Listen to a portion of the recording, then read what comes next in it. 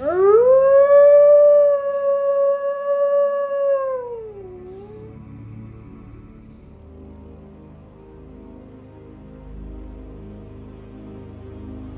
volcanic fields of Morag lie within the lightless lands. They have been the source of many things over past millennia, none of them good, or holy, or within the realm of sanity, in fact. It is said to be the place where dark wizards gather to practice their magics. No doubt there is truth in this, as to wander the volcanic wastes is to know madness. In the deepest crags lies the heart of corruption. From what beast it was stricken or how it might preserve itself, we do not know. But what is certain is that foolish explorers rarely return after seeing it, and those that do speak of its pulsating corruption. They speak too of its guardians. Their howling far precedes them, a beacon to ward off invaders. The skeletal wolves of Morag patrol the valley in which the heart lies. Ceaseless, tireless, and undying, they know nothing of fear. They hunt all that enters into their territory, devouring those foolish or unfortunate enough to enter the gorge. Though they cannot sustain themselves on mortal foodstuffs, they guard the heart, and in turn, the heart nourishes them. Hi, welcome back to Jack's Coffee Break. Today, we are straying far away from reality into the depths of fantasy. Before we get too deep into the video, I'd like to thank all of the wonderful modders who made this possible. We will be making use of the Bone Wolf mod from Zagonom, TNT, Leaf, and Lion Rider. Additionally, we'll also be using the Aquaria pack and the Safari packs, both from Lion Rider, the Faux Rock pack from NDP Designs, as well as the standards of ASCII, Kaikor, and Freebuild to make all the rest possible. With Planet Zoo in this kind of weird limbo place where we don't know whether we're getting new packs or not, this felt like a great time to get into modding. However, I do need to state very clearly that modding is not endorsed by Frontier, and if you do mod your game, you risk breaking or crashing your game. However, that is a risk I have decided to take, because none of what you're about to see would have been possible without all these assets. So let's talk about design for a bit then. Firstly, I knew that I wanted this to be set in some kind of gorge along a huge cliffside, really lean into the extreme verticality aspect. The habitat itself is really quite small compared to the total modified landscape. The other thing I wanted to do was roughly base this off of Mordor and a couple of biomes from Ark Survival. Mainly, I wanted to focus on the volcano biome from Fjordor and the red radiation zone from Aberration, both some of my favorite pieces of map design. There is something about the Aberration map that just captured my imagination in a way that very few landscapes have ever done.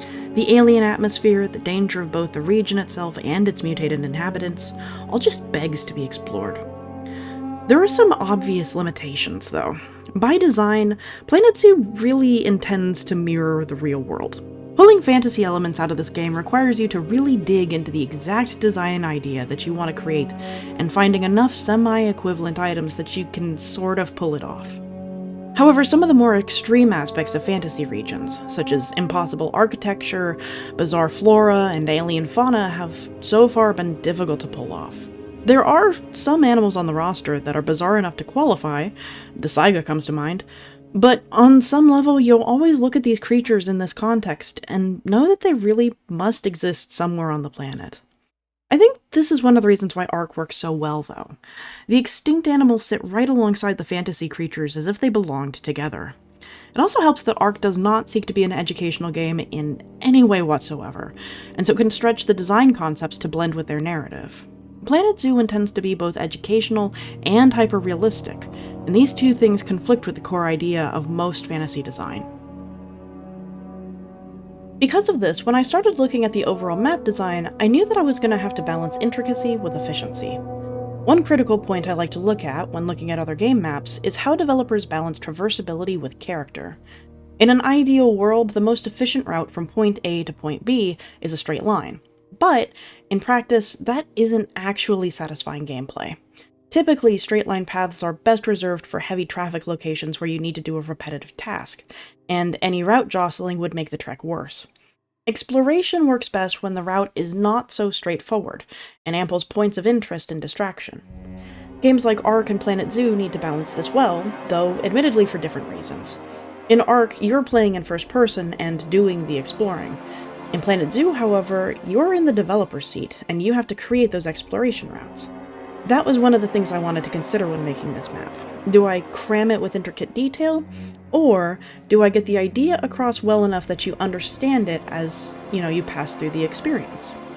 I imagine that there's probably two kinds of visitors to this area.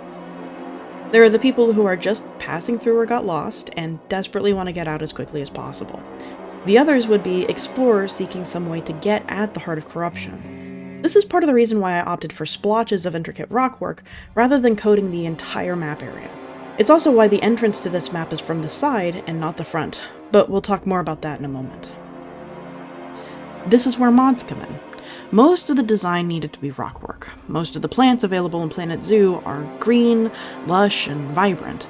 And even those items designated for deserts or tundra bring far too much life to this kind of design. Rockwork helps to reinforce that cold, kind of dead feeling a region like this should have. The other thing I wanted to play with was implied temperature differential. I wanted this zone to visually feel like icy hot. I started with the Europe Tundra palette, since it's the only tundra map that's guaranteed not to start covered in snow. And then once the overall shape of the cliffs was pulled together, I started laying on volcano assets.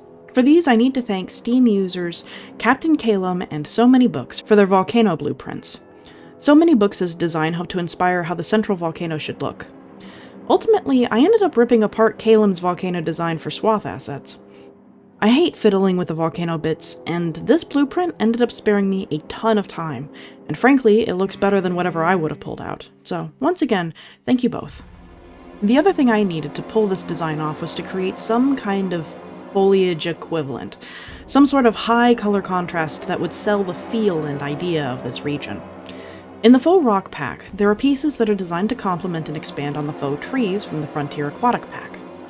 I ended up flipping the mangrove-inspired ones upside down to act as these kind of coral bushes that dominate the landscape. I found that there are really two colors that tend to lean towards corruption: vibrant purples and scarlet reds. Purple is normally used for wild magic, and that didn't seem to fit here. Red fits the visceral kind of corruptive magic for things like necromancy, and since the skeletal wolves are clearly products of that kind of sorcery, red just made sense. Plus, and let's be honest here, red on black will always look good. Alongside the faux mangrove pieces are some baobab trunks. One of these kind of looks like a human heart to me, so that ended up being the centerpiece for this map. What I imagine for the setting is that probably this is an experiment started by some long-dead necromancer. Or perhaps it's a fortification to protect their lair. The heart is what is corrupting the gorge, but how far its influence stretches is somewhat up for debate. Part of what we're working with here are also the volcanic conditions of the area. So aside from any magical influence, this region is just going to struggle to thrive until the volcano cools down. However, volcanic soil is some of the most fertile ground in the world. It's very likely that if somebody could destroy the heart, the lands would probably bounce back fairly quickly. Of course, you still have to deal with the skeletal hounds.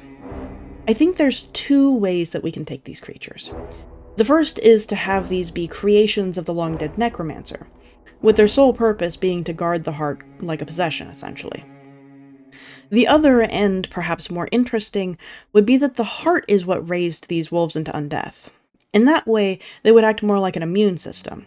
They're not just guardians of the heart, but more like vessels to enact its will. However, the answers to those questions are not something I can add with decoration. Instead, I'll have to imply possible answers by adding things like corruption seeping out of the heart. I end up making this work much later on by using the faux rock vines that are included in the mod pack. To complement this and add some more detail variety, I ended up pulling out some coral outcroppings from the Aquaria pack. I found that if you truly want to create an exotic landscape, some of the best places to draw inspiration from are from fungi and deep oceans. Coral captures the bizarre shapes and colors of mushrooms while having much more variety. I didn't want to go overboard with this feature, as that would make the region too lush. However, adding a bit here and there helped to add that fine detail that the area otherwise lacked. I also wanted to use the quote-unquote foliage aspects to create something reminiscent of underwater volcanic vents. Now, that being said, we do end up using some more traditional foliage. Namely, I end up using dried bushes and cordyline plants to add variety. The cordyline plants have this really unusual and striking color that fits well with the area, while the dead bushes help to sell the idea that this area has been rendered hostile and uninhabitable. With all of these major features in place, it was time to start working on the giant wall. The main inspiration here, if it wasn't obvious, is the Black Gate from Lord of the Rings. That scene where Frodo and Samwise are trying to enter Mordor played through my mind constantly as I built this. However, I made a point not to look up reference for this part, and just went with the aspects I knew by memory. I knew it flared up at the top, and that it was dark and imposing, and that it looked like the kind of thing that was designed to keep people out at all costs. I also specifically did not add a door or gate, as I felt that kind of defeated the purpose of this structure. You don't want to give anybody access to what lies beyond this wall, so don't even present the suggestion of an opportunity. However, we all know that's not going to stop we hobbitses, so the other thing I added was this fallen tree bridge structure thing. Initially, I hadn't decided whether to limit the bone wolves to only the gorge, or to give them access to the cliffs above, so this would have functioned as a way for them to traverse from one side to the other. In the end, it's now there as an implied path. If I decide at some future date to make this functional, perhaps an actual traversable zoo, then that route would be used for my guests instead. I think if I were to expand this map in the future, I would probably start building from the wall. I think the template is strong enough to make a fortress out of, then to have that act as a kind of bulwark between the Deadlands and some other region.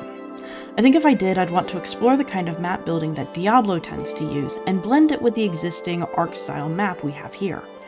Ark doesn't feature a lot of man-made megastructures. Diablo tends to cluster its settled areas into these heavily fortified megacities with, the occasional supplementary farmland. I think this style would work best for this kind of world. The art style would also lend itself nicely, since so much of it is based in dark fantasy. It would bring a lot of life to the area and tell a story visually without me having to rely on more obvious methods. Planet Zoo doesn't exactly have quest NPCs or lore books or anything like that, so the story has to be conveyed visually as you explore the world. However, I think that restriction makes the world design stronger.